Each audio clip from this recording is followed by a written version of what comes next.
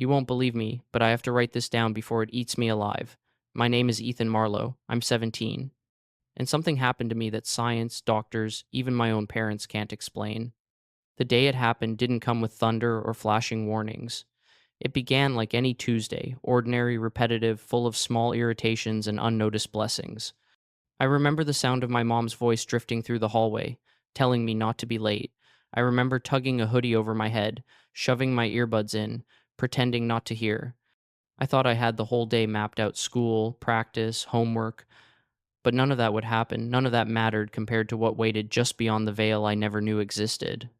It started while I was walking home, the evening air heavy, the sun dipping lower.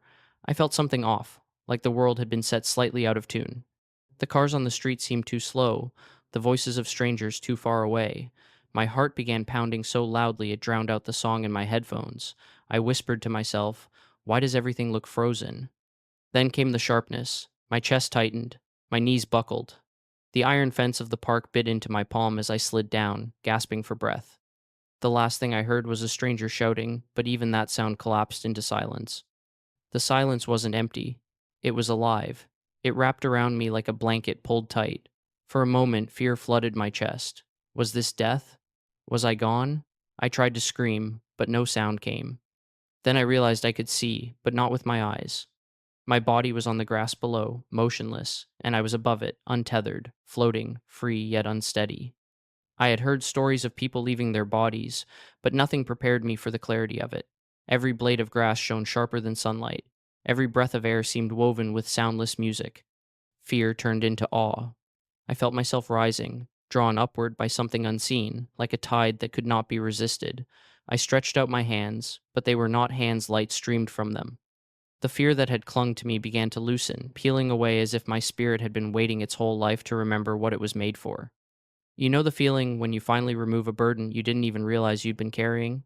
That was the first sensation release. Then the world around me shifted. A corridor opened before me, not built of stone or steel, but of pure light. It pulsed, shimmering with colors no eye on earth could describe. Purple bled into gold, gold into blue, blue into hues that don't exist in language. I gasped, or at least thought I did, because sound no longer came from lungs, it came from presence. The light drew me in, and I realized there was no turning back. Fear tugged at me again. I wondered if I had died too soon. I was young, I had plans, unfinished dreams. But another voice, softer than my own, whispered from within, "Do not fear." The words weren't in sound, they were pressed into me like warmth against cold skin. My breath, if I still breathed, slowed. I felt suspended between two realities: the earth I knew fading beneath me, and the realm ahead calling me with irresistible beauty. I wanted to resist, to cling to the life I thought was mine, but I couldn't. It was like standing on the shore of an ocean, waves rolling in, and realizing you were always meant to step in, not stay behind. Then came the crossing. I remember touching the edge of that corridor of light, and it rippled like silk under my fingertips. It hummed, low and resonant, like a song written before time itself. And in that instant, fear finally dissolved. Awe swallowed it whole.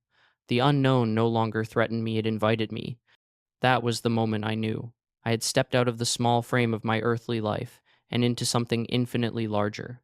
I was no longer Ethan, the teenager, the kid with soccer practice and unfinished homework. I was a soul standing at the doorway of eternity, caught in the current of God's design. The corridor of light was unlike anything the human tongue can carry. It was alive, breathing without lungs, stretching without end, shimmering like liquid glass. Each step I took wasn't really a step because I couldn't feel my legs move. Instead, my thoughts seemed to draw me forward, as if intention itself was the path. The walls shifted, curtains of color waving with invisible wind. I brushed my hand against one strand, and sparks flew, except they weren't fire, they were memories. They began to appear all around me like dust in a sunbeam. First my own, my first bike ride, the thrill of wobbling down a cracked sidewalk, my mother clapping in a crowded gymnasium, my father's rough hands guiding mine when I was too small to tie my shoes. Each memory was so vivid it felt like I was stepping back into them, but sharper, truer, as if Earth had only ever been shadows. But then the corridor changed its tone, and the memories widened. I began to see not only my joy, but the times I'd wounded others. A friend left ignored. A harsh word spoken in anger. My heart tightened. For the first time, I understood the weight of small choices. They weren't gone, they were etched into the fabric of eternity. As I staggered under the burden, laughter rose in the corridor. Not mocking laughter, not cruel, it was gentle, childlike, echoing like bells in the distance. I spun around, heart racing. Who's there? I thought, but no voice answered, only the soft sound of water rushing far away. Then I remembered I was walking in a tunnel that wasn't made of stone but of light, and everything inside it had a voice of its own. Suddenly, the light ahead grew stronger, condensing like a doorway. A figure appeared beside me, tall, clothed in white, his presence calm yet commanding. He didn't move his lips, but I heard him as clearly as if he whispered inside my chest. Do not fear. You were brought here for a reason. I stammered and thought, who are you? His eyes held compassion that felt older than time. Think of me as a guide, he said. Every traveler needs one when the path is unfamiliar. He placed his hand on my shoulder, and though it weighed nothing, warmth spread through me like sunlight after a long storm. I swallowed hard. But I don't belong here. I'm just a kid. His smile deepened, not in mockery, but in kindness. Every soul belongs here when the moment is given.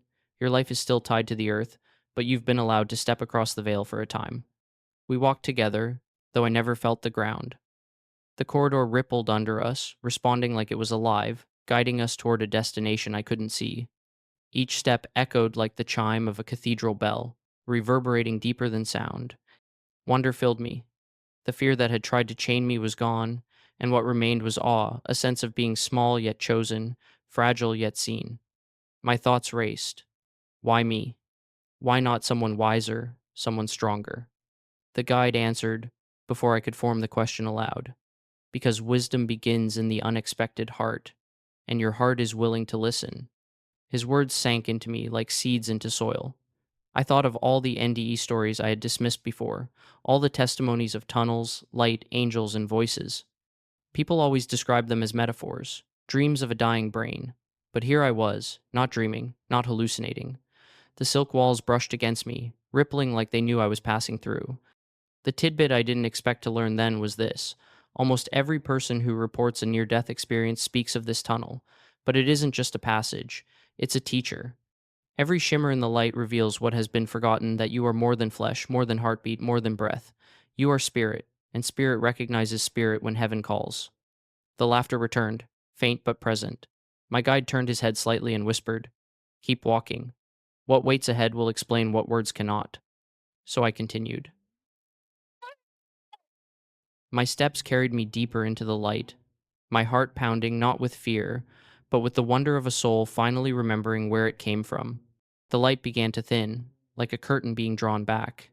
Ahead of me stretched a river that glowed brighter than the sun, yet didn't blind me. It wasn't water as we know it, it was living, liquid light. Each ripple carried moving images, and when I peered closer, I saw myself reflected there. A child clutching a certificate, my mother's arms wrapped tightly around me. Then the river shifted, and I saw a friend's face. Disappointment etched when I ignored his call. Scene after scene appeared.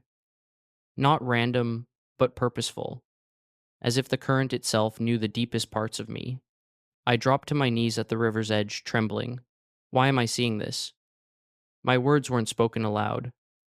They were thoughts laid bare, and yet the river seemed to answer. Each ripple whispered, because nothing is hidden. Every choice flows into eternity. My guide stood beside me, his presence calm. This is not judgment, he explained, his voice threading into my spirit. This is truth, and truth is not here to crush you, it is here to set you free. I reached out with shaking hands, touching the river's surface. Instantly, I felt what others had felt because of me. My mom's joy when I made her proud. The sting of rejection in a classmate's chest when I pushed him aside. The quiet ache in my father's heart when I ignored his advice. Tears burned my eyes, not because I was condemned, but because I understood every heartbeat, every silence, every word mattered. I pulled my hand back, overwhelmed. My voice cracked as I thought, it's too much. I didn't know it mattered this much. The guide knelt beside me. His eyes reflected the river's glow. Every heartbeat matters, he repeated gently. The smallest kindness ripples farther than you know. So does every wound left unhealed. This is why the truth is shown not to shame, but to awaken. Conviction settled deep in me. I realized that life on Earth wasn't random, wasn't meaningless. Even the smallest acts, pausing to listen, offering a word of encouragement, forgiving when it's easier to stay angry, were threads in a tapestry too vast for us to see in the moment. The river revealed that no action vanished. Every ripple joined the eternal current. A tidbit came alive in my thoughts then, one I'd read but never believed. People who return from near death experiences often describe this life review. They speak of reliving every act, every word, but not from their perspective, from the perspective of those they touched. And I was living it now. It wasn't just memory, it was empathy etched into eternity. I pressed my forehead to the glowing bank, my chest heavy with conviction. I thought of times I had chosen selfishness over love, silence over courage, bitterness over forgiveness. The river didn't condemn me, but it showed me how those choices echoed beyond my sight. I whispered, barely daring to form the thought, "What happens now?" The guide pointed across the river. "Now you will meet the one who shows why all of this is woven together." I lifted my eyes, and across the shimmering current, a bridge of light stretched into the distance. At its far end, a radiance pulsed, steady, unwavering. My chest tightened, awe mixed with trembling anticipation. Every part of me knew what waited there was more real than everything I'd ever called real. I rose to my feet, legs unsteady, spirit heavy yet strangely light. Conviction still burned inside me, but it was no longer unbearable, it was purifying. I realized then that the river wasn't punishment, it was mercy. It was heaven's way of stripping away illusions, preparing me to stand in the presence of the one whose love holds the universe together. So I stepped forward onto the bridge, heart pounding, knowing with certainty that what waited ahead would change me forever. The bridge trembled beneath my feet, not with instability but with life. Each step released a soft hum, like chords from an unseen instrument. The glow at the far end swelled brighter with every movement until my chest throbbed with anticipation and awe. My guide walked silently beside me, his presence steady, but my focus was pulled irresistibly forward. Then it happened. The light condensed, folding in on itself until it shaped into a figure. At first I thought it was only radiance clothed in form. But then my heart knew before my mind could catch up it was him, Jesus. My knees nearly gave way. He stood taller than any man, yet it wasn't his stature that overwhelmed me. It was his eyes. Oceans deeper than galaxies swirled within them, holding creation and eternity together.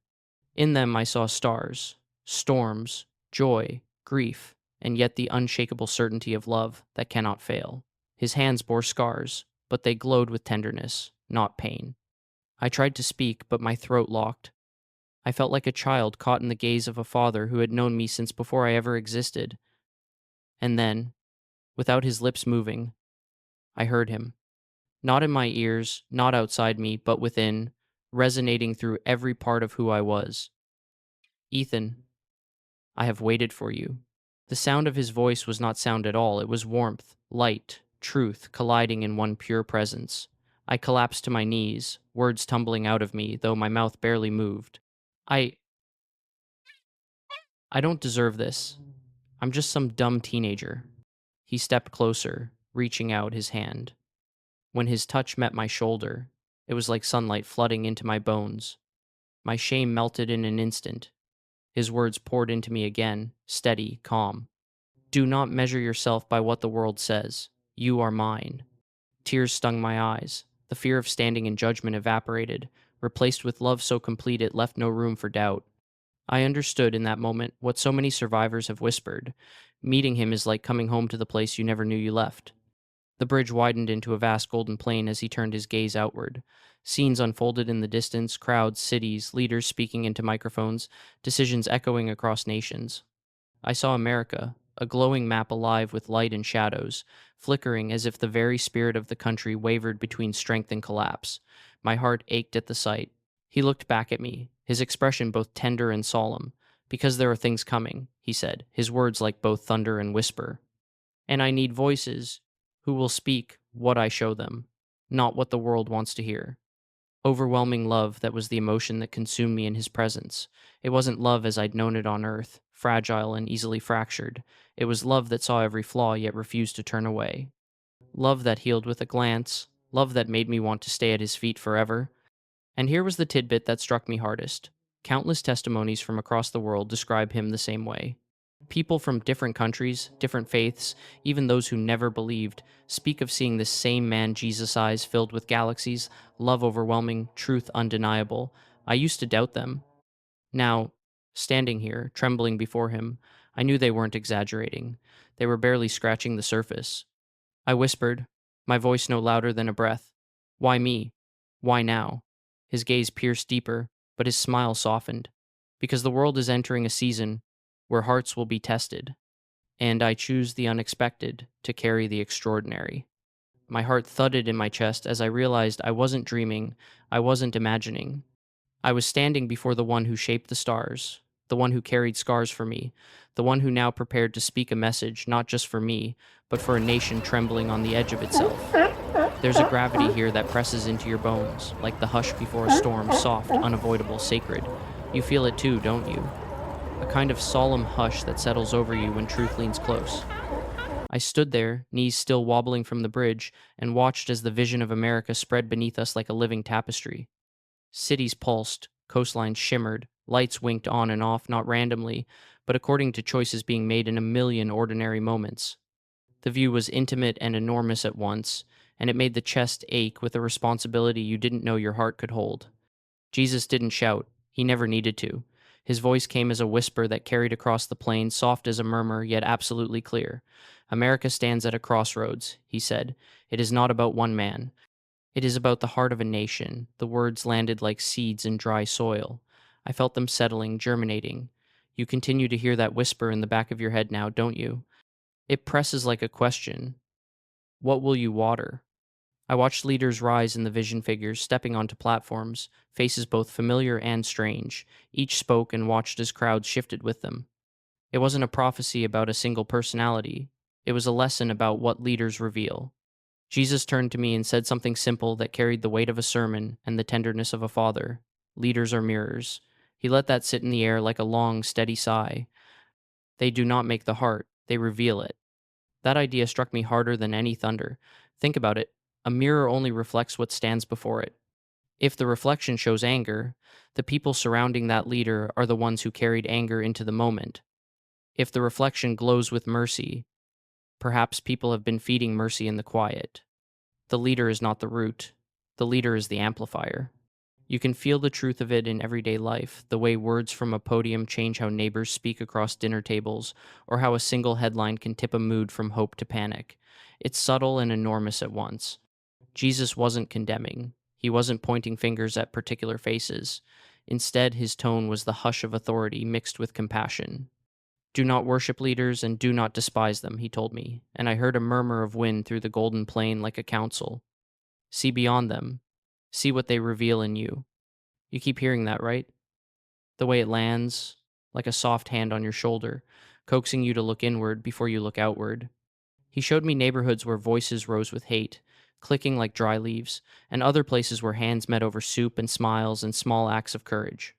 The map flickered between both anger and mercy, suspicion and kindness, like a dimmer switch being played by choices. The test is in the quiet places of the heart, Jesus said. Not in banners or ballots alone, but in the rooms where no one watches and the small decisions are made. There's a fierce tenderness to that, the idea that your small, unseen acts are the truest front lines of history. A tidbit the guide had told me earlier came into focus here. Nations in the old stories fell not just because of war or famine, but because the people's bonds, their neighborly compassion eroded. Prophets across ages warn that division chisels away a nation from within. I felt the truth of that in my bones as I watched fault lines spider across the map, families pulled apart by words, friendships splintered by pride, communities hollowed by suspicion. Jesus' voice was steady. Division is the weapon darkness uses to blind love. He let the words linger, like a gentle exhortation. And then he showed me the danger. When a people place too much weight on a single human figure, worshipping, despising, worshipping again, they hand over the steering wheel of their own hearts. The leader becomes a magnifying glass, not of character alone, but of whatever seed the people have been planting. When fear is fed, he told me, it grows into policies, into rhetoric, into walls. When love is fed, it grows into service, into bridges, into healing.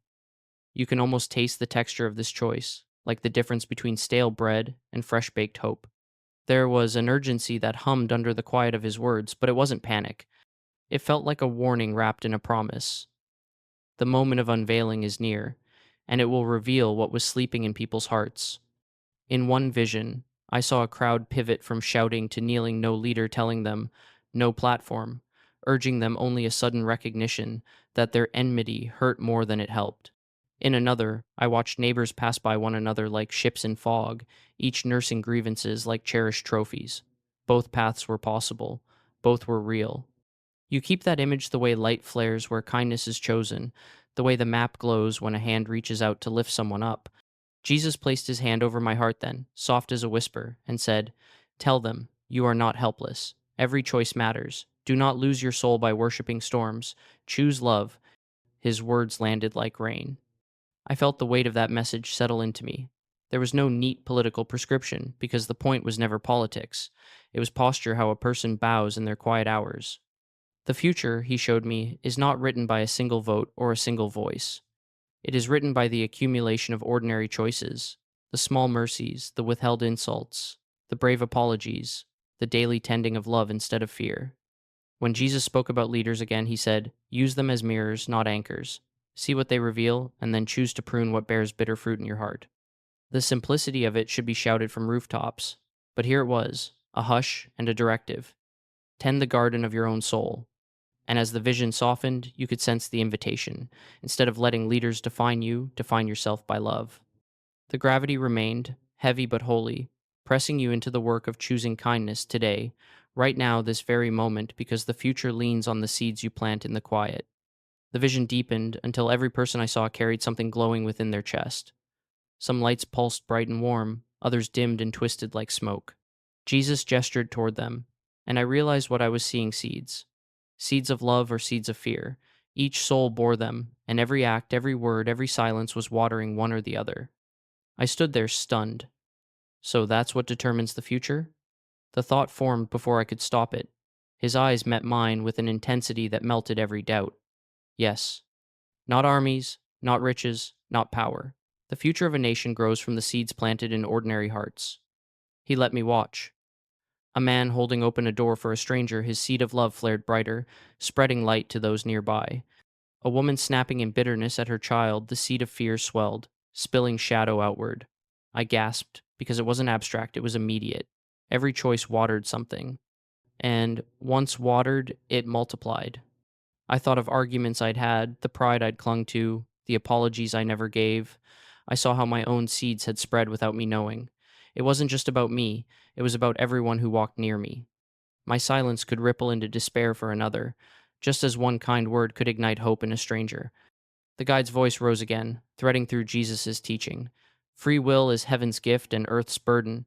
You choose what to feed, and what you feed shapes the destiny of nations. That tidbit struck me like lightning. Near-death testimonies around the world echo the same truth that life isn't random. We are responsible for what grows out of us. Heaven shows it clearly. Free will isn't just personal, it's generational. Urgency surged through me. I looked again at America, spread out like a glowing map. The seeds of fear and love pulsed across it, mingling, warring. Cities flickered between light and shadow depending on which seed people watered more. I whispered, "It's fragile." Jesus nodded solemnly. "The test is here, and it is not far away. Every choice now matters." You can feel that too, can't you? The heaviness of knowing your smallest word carries eternal weight. The soft whisper in your own chest telling you to feed love when fear begs for attention. That's the urgency Jesus pressed into me, and it hasn't stopped pressing since. The vision shifted again, and I felt the air itself tighten. The map of America that once shimmered with flickers of light now cracked like old pavement. I watched as lines spread across neighborhoods, cities, families, splitting not from earthquakes, but from hearts turning against each other. The ground beneath me trembled, and I staggered. Jesus steadied me with his hand, his touch firm but calm. What I saw was terrifying, yet unmistakably clear. Division. It wasn't a crack in the land, it was a crack in love. Streets that once glowed with kindness now pulsed with suspicion. I saw households where fathers turned against sons, mothers against daughters. Friends looked at each other as if strangers, their eyes hollowed by anger. The very air seemed to feed the separation, like a cold wind whistling through broken glass. Jesus spoke, his tone steady, carrying a sorrow that pierced me deeper than the sight itself. This is the enemy's favorite weapon. Not storms, not wars, not famine, division. When hearts harden against one another, even the strongest house cannot stand. His words sank into me like weights dropped in water. I cried out, "But can't they see? Don't they realize they're tearing themselves apart?" His eyes glowed with both fire and mercy. Blindness follows pride, and when fear rules the heart, it blinds even the wise. That is why I call you to speak, not to frighten, but to awaken. Tell them, division is not destiny, it is a choice, and choices can be changed. The cracks widened beneath us. I saw churches splintering over arguments, communities breaking apart over politics, families cutting ties over bitterness that had festered too long. Darkness seemed to pour into every gap, thick and eager. And yet, here and there, I noticed something startling. Small bridges, built by forgiveness. One act of humility, an apology, a hand extended, caused a crack to seal just enough for light to flow again. Emotion surged inside me, alarm mixed with grief. The sight of people shouting across these divides tore me apart. I wanted to scream at them, to beg them to stop, to shake them awake. But then I remembered. I was seeing not only their division, but my own reflection in it.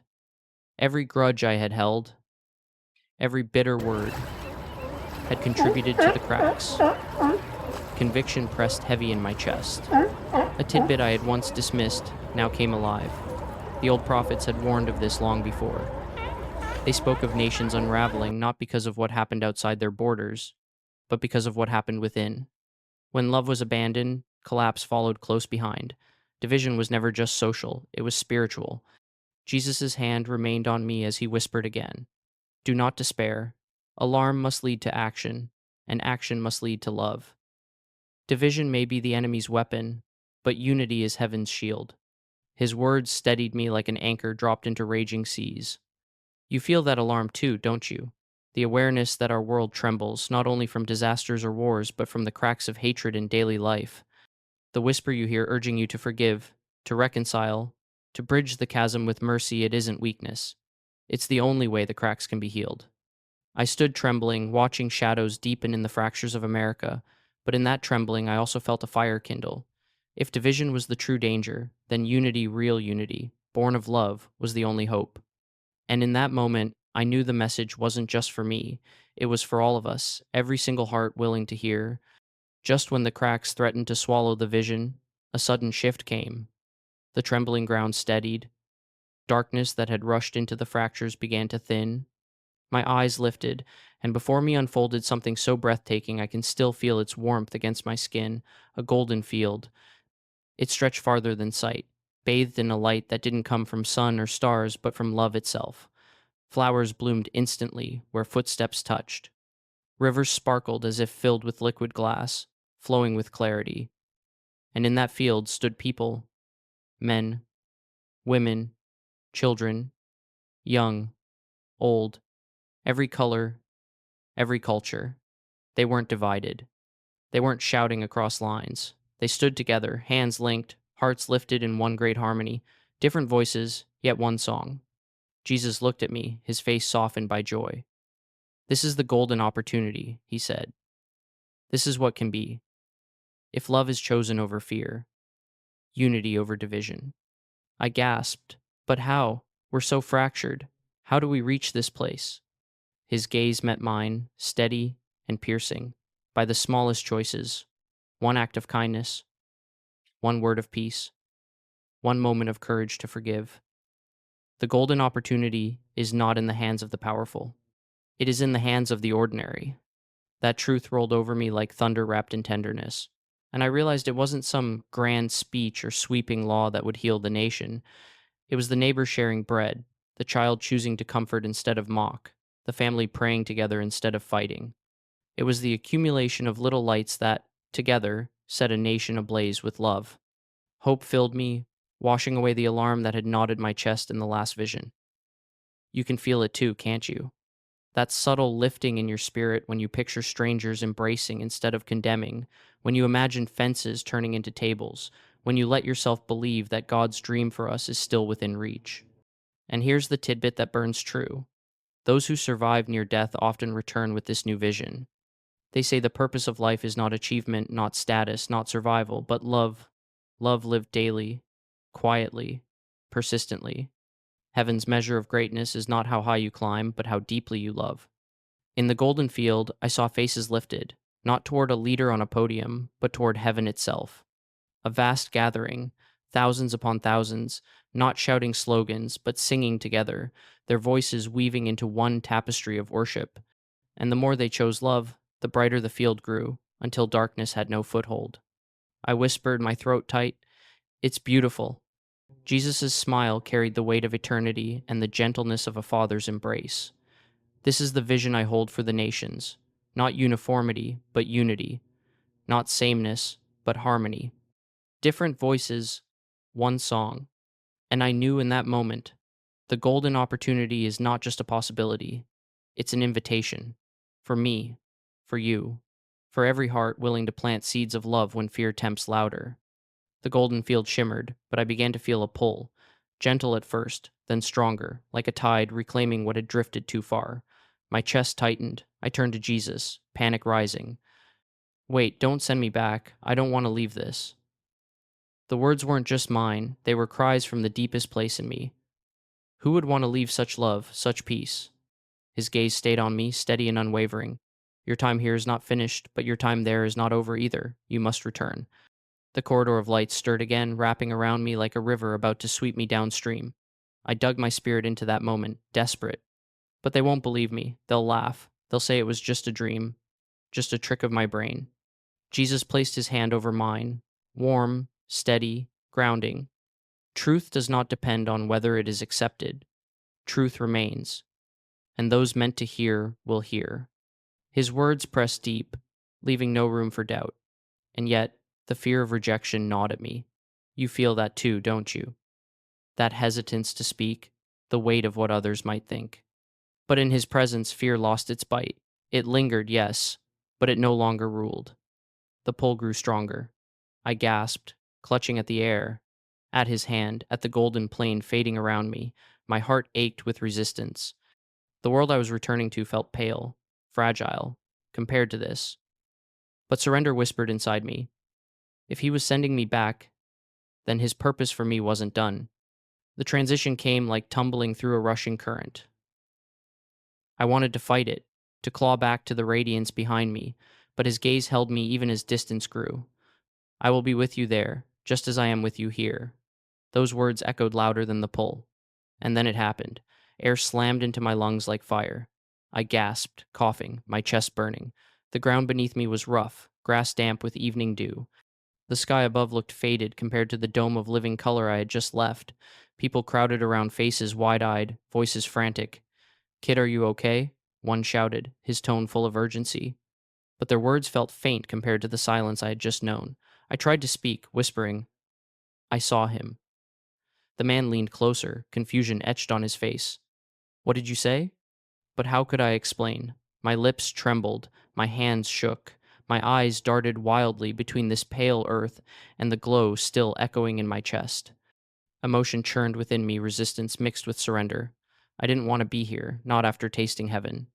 Yet, beneath the ache I knew, the message had to be carried. The truth wasn't mine to hoard. It was a gift entrusted to me. A tidbit stirred in my mind, something I had once read but dismissed. Many survivors of near-death experiences return with doubt. They wrestle with fear of ridicule, the weight of telling others what seems unbelievable. But the compulsion to share burns stronger than fear. It is a mission, not an option. And now, I felt it burning in me too. The corridor of light had closed behind me, but its echo still pulsed within my chest. I was back in flesh, back in time, back in the fragile world that had no idea how close eternity truly was. Life resumed around me, but nothing felt the same. The cars still honked, kids still shouted across the park, mothers still hurried with strollers, but every face I passed now carried weight. I saw them differently. Each person bore those seeds I had seen in the vision. tucked like glowing embers inside their chests, some of love, some of fear. And I realized I wasn't just walking home. I was walking through fields of eternal choices. The burden pressed on me heavy, almost unbearable. I tried to shake it, telling myself I was just 17, that I was too young to carry a message like this. But the memory of his voice silenced my excuses. Truth does not depend on whether it is accepted. It circled in me day and night, louder than doubt, stronger than fear. At first, I stayed quiet. I held the experience like a fragile secret, thinking no one would believe me. At dinner, my father looked across the table and asked why I seemed older, quieter, like I carried something.